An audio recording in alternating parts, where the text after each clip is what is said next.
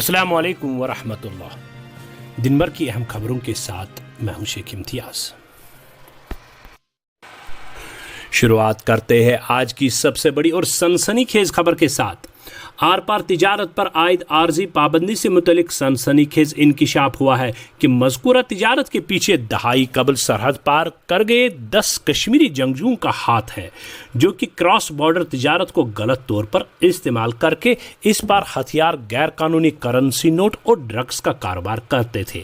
سرکاری ذرائع سے جاری تحقیقات سے معلوم ہوا ہے کہ سرحد پار بیٹھے جنگجوؤں نے وہاں ISI کی کھلی معاونت سے بڑے بڑے تجارتی مراکز قائم کیے ہیں، جس دوران وہ مسلسل آر پار کاروبار کی آڑ میں جنگجوؤں اور الحادی کی پسندوں کو رقومات بھیجنے میں ملوث ہیں۔ تحقیق سے یہ بات سامنے آئی ہے کہ کشمیر میں سرگرم جنگجوؤں اور الحادی کی پسندوں کو سرحد پار سے جنگجوؤں کی جانب سے کثیر تعداد میں رقومات فراہم کی جاتی رہی ہے تاکہ وہ یہاں بھارت مخالف بیانات کو مضبوط کرنے میں اہم رول ادا کر سکے۔ تحقیقات سے معلوم ہوا ہے کہ مذکورہ کشمیری جنگجو پاکستان کے اسلام آباد اور راولپنڈی اور پاک زیر انتظام کشمیر کے مظفر آباد علاقوں میں رہائش پذیر ہیں، جہاں سے وہ بادام، کھجور، خشک میوہ جات وغیرہ کا کاروبار کر کے تجارت سے حاصل شدہ آمدن کو کشمیر بیچ کر یہاں غیر قانونی صورتحال کو مزید ہوا دے سکے۔ سرکاری ذرائع کے مطابق پاکستان کے شہروں میں بیٹھے ان جنگجوؤں کو پاکستان کی خفیہ ایجنسی ISI کی کھلی معاونت حاصل ہے، جن کی مدد سے مذکورہ جنگجوؤں نے بڑے بڑے تجارتی مراکز قائم کیے ہوئے ہیں۔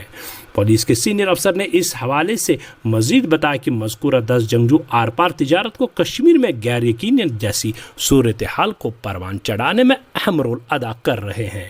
خیال رہے دہائی قبل ہند پاک مملکتوں کے بیچ رشتوں کو مضبوط بنانے کی خاطر اعتماد سازی کے اقدامات کو فروغ دینے کی غرض سے چکاندہ باغ اور سلام آباد کے راستوں سے کراس بارڈر تجارت کو شروع کیا گیا تھا۔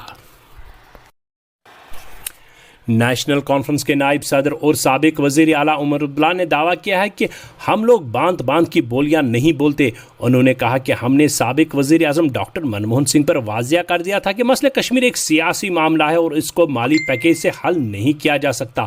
PDP کو ہدف تنقید بناتے ہوئے عمر عبداللہ نے بتایا کہ ہمارا مقابلہ ان لوگوں کے ساتھ ہے جنہوں نے کشمیر دشمن BJP کے ساتھ اشتراک کر کے ریاست کو بھیانک صورتحال سے دوچار کرایا۔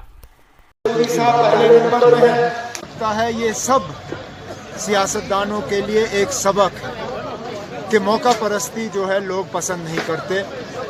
یہاں پہ جب تک ہم لوگوں کے فائدے کے لیے کام نہیں کریں گے، جب تک ہم ریاست کے فائدے کے لیے کام نہیں کریں گے، تب تک لوگ ہمیں جو ہے ساتھ نہیں دیں گے۔ آگے کے جو فیز ہونے ہیں، میری لوگوں سے اتنی ہی گزارش ہے کہ اپنے ناراض کو ووٹ نہ ملے۔ اننت ناگ میں PDP کو ووٹ نہ ملے، اس سے خود ہی پتہ چل جاتا ہے کہ پچھلے 5 سال کی تباہی کا لوگوں کو کتنا غصہ ہے۔ یہی امید کر رہے ہیں کہ 23 مئی کے بعد دلی میں ایک نئی حکومت ہوگی اور پچھلے 5 سال کی جو تباہی اور بربادی ہوئی ہے اس پہ ہم روک لگا پائیں گے۔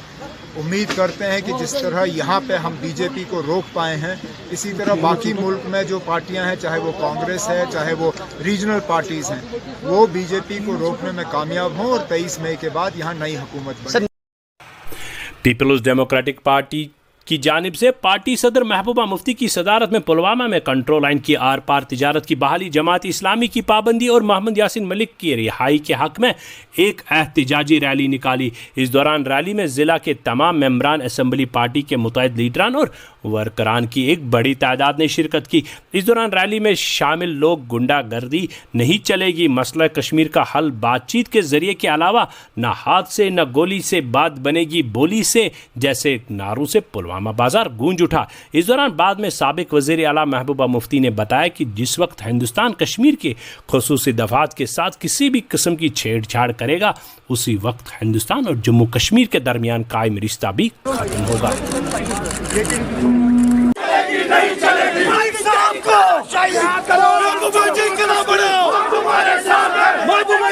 کاروبار چلتا ہے اس کو بھی بند کیا گیا ہے، وہ بھی بحال ہونا چاہیے، اور نیشنل ہائی وے کو ہفتے میں 2 دن بند کیا جاتا ہے، اس کو بھی بحال کیا جائے۔ سب ذاتی ہیں، جو مسکولر پالیسی ہے اسی کے خلاف ہم آج نکلے ہیں پروٹیسٹ کرنے کے لیے۔ آپ کو معلوم ہے یاسین ملک کی طبیعت بہت خراب ہے، اس کو فوری امیڈیٹ فیملیز کو کی توڑ پھوڑ کی جا رہی ہے، گرفتار گرفتار کیا جاتا ہے، یہ بند ہونا چاہیے. رات کو کریک ڈاؤن ہوتے ہیں، جوانوں کو پکڑا جاتا ہے. اسی طرح جو ملیٹنٹ باڈیز ہیں ان کو مسخ کیا جاتا ہے. حریت کانفرنس گاف کے چیئرمین سعید علی گیلانی کے خلاف قومی تحقیقاتی ایجنسی NIA نے اپنی کارروائیاں جاری رکھتے ہوئے ان کے 2 بیٹوں کے بعد اب ان کے پوتے کے نام سمن جاری کر کے انہیں پوچھ تاچھ کے لیے 29 اپریل کو دلی کے دفتر میں پیش ہونے کی ہدایت دی ہے. دلی کی ایک عدالت نے لبریشن فرنٹ کے چیئرمین محمد یاسین ملک کو 24 مئی تک جوڈیشل حراست میں دیا ہے. اس دوران جج نے تہاڑ جیل کی اس درخواست سے بھی سرکاری وکیل کی وضاحت طلب کی جس میں یاسین ملک کو ویڈیو کانفرنسنگ کے ذریعے پیش عدالت کرنے کی درخواست کی گئی تھی. خطۂ چناب کے ڈوڈا علاقے میں سواریوں سے بھری ایک منی بس مٹی کے بھاری تودے کے زد میں آئی جس دوران گاڑی میں سوار 14 افراد بری طرح زخمی ہوئے، جہاں بعد میں زخمیوں میں 3 افراد زخموں کی تاب نہ لا کر دم توڑ بیٹھے ہیں. اس دوران علاقے میں واقعے کی اطلاع پھیلنے کے ساتھ ہی علاقے میں کہرام مچ گیا. ادھر پولیس اور سول انتظامیہ نے واقعے کی خبر موصول ہونے کے ساتھ ہی بچاؤ کارروائیوں میں جٹ گئے. اندرا نگر سنوار میں بچوں کے اسپتال کے نزدیک کوڑا کرکٹ کو سائنٹیفک طریقے سے ٹھکانے لگانے میں بادامی باغ کنٹونمنٹ بورڈ پوری طرح ناکام ہو چکی ہے، جبکہ کوڑا کرکٹ پچھلے 15 دنوں سے نہیں اٹھایا گیا ہے. گندگی و غلاظت سے اٹھنے والی بدبو آس پاس کے مکینوں، ہوٹلوں میں رہنے والے سیاحوں اور خصوصاً زیر علاج بچوں کے لیے وبال جان بن گئی ہے، جبکہ اس کی تیز بدبو سے لوگ کئی طرح کی بیماریوں میں بھی مبتلا ہو چکے ہیں. اس حوالے سے مقامی لوگوں نے کہا کہ سرکار سے ہمارا مطالبہ تھا کہ اس ڈمپنگ سائٹ کو کسی دوسری جگہ منتقل کرے، تاہم ہماری ایک بھی نہ سنی گئی.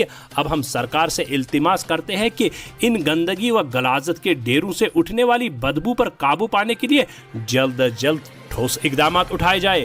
انہوں نے کہا کہ بدبو سے لوگ کئی طرح کی بیماری میں مبتلا ہو چکے ہیں، جبکہ ہمارے یہاں اب کوئی مہمان 1 گھنٹے سے زیادہ نہیں ٹھہر سکتا کیونکہ بدبو کی وجہ سے ان کی طبیعت خراب ہو جاتی ہے اور وہ چلے جاتے ہیں. اس طرح سے آس پاس کے علاقوں کا سماجی رشتہ بھی اب ختم ہو گیا ہے. یہاں ایک بات ہم قابل غور بتانا چاہیں گے کہ یہ جو گندگی کے ڈھیر ہے یہ چلڈرن ہاسپٹل کے بالکل نزدیک ہے.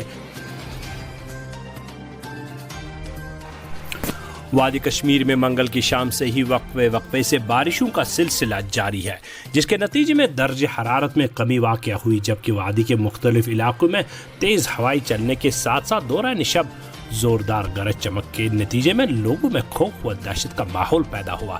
ادھر مسلسل بارشوں کے نتیجے میں ندی نالوں میں پانی میں اضافہ ہوا ہے. اس دوران وادی کے باقی علاقوں کے ساتھ ساتھ شہر سری نگر میں بھی اکثر سڑکیں نکاس آب کا انتظام نہ ہونے کے نتیجے میں زیر آب آ گئی، جس کے نتیجے میں عوام کو عبور میں سخت مشکلات کا سامنا کرنا پڑا ہے.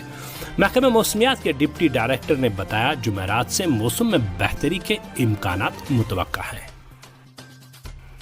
شہربین ٹائمز وادی کشمیر کی اپنی آواز ہے. اس آواز کو ہر گھر تک پہنچانے کے لیے ہماری نیوز کو شیئر ضرور کیجیے گا. اس کے ساتھ ہی ہماری آج کے اس پروگرام کا وقت ہوا چاہتا ہے. اجازت دیجیے، اپنا خیال رکھیے گا. فی امان اللہ.